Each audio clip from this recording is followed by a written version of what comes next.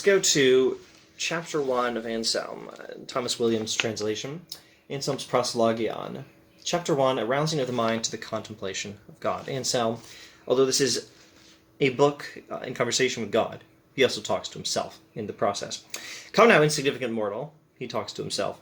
Leave behind your concerns for a little while. Retreat for a short time from your restless thoughts. Cast off your burdens and cares. Set aside your labor and toil.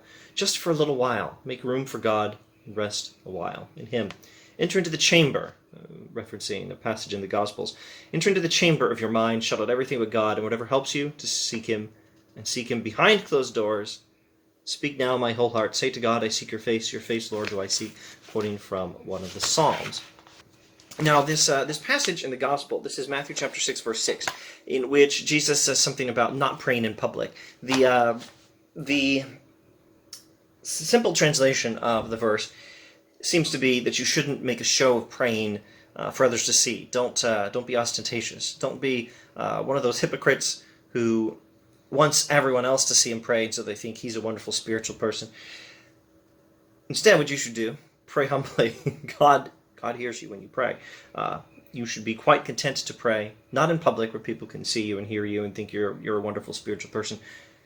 Pray in your own room. Pray in a closet. Pray quietly between you and God. The Augustinian interpretation of this verse, though, he probably did not object to the more simple interpretation I just tried to summarize. The Augustinian interpretation is retreat into your heart, into your soul, and pray there. Anselm is following this interpretation. Okay, so now he begins to pray. Come now, O Lord my God, teach my heart where and how to seek you, where and how to find you. And he continues with commentary on creation and nature and our relation to God. Commentary on how we are created to know God. And then he says, how wretched human beings are. They've lost the very thing for which they were created. Hard and terrible was their fall, etc. They have lost the happiness for which they were created, found an unhappiness for which they were not created. After commenting on the creation of the human being as a creature meant to know God, he comments on the fall. He comments on the human rebellion, the human fall into sin, the human loss of knowledge of God and loss of happiness. Alas, for the common lamentation of human beings, the universal outcry of the children of Adam. He was satisfied to the full, in knowing God, that is. We sigh with hunger. He had everything he needed. We go begging. He happily possessed those things and abandoned them in misery. We unhappily do without them and miserably desire them. But alas, we remain empty-handed, etc., etc.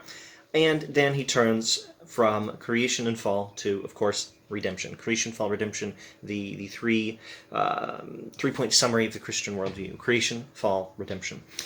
He turns to redemption, quoting verses from the Psalms and from Job about crying out to God in our sorrows and seeking God's rescue, etc., etc. Let me seek you in desiring you, he says. Let me desire you in seeking you. Let me find you in loving you. Let me love you in finding you. Let me seek you in desiring you, and desire you in seeking you. Find you in loving you, and love you in finding you. The human soul desires, ultimately, if we pay attention to what we desire is the goodness of God. Now, of course, we get distracted.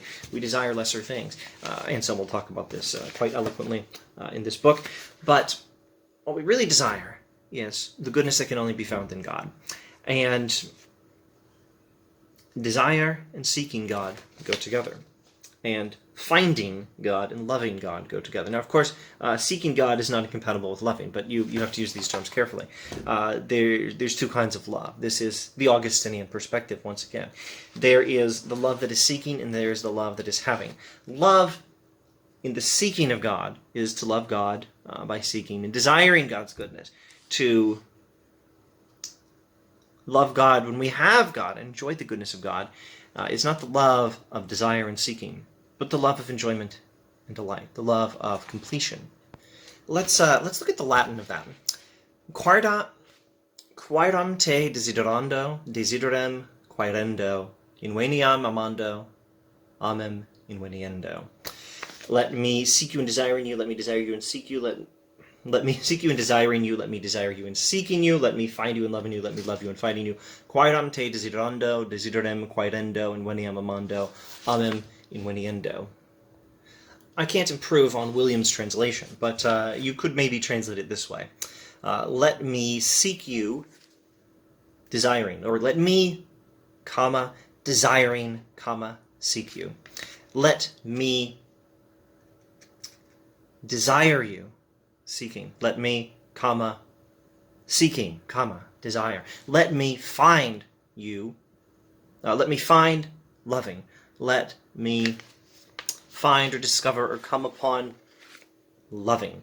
Let me, comma, loving, comma, find or discover you. Let me love you, finding you. Let me, comma, finding love. I won't talk about the participles and the subjunctive mood and whatnot. I'm not the best Latin teacher. I will say something else about the vocabulary. The words here are quaero, desidero, invenio, and amo. Quaero is a word for seek.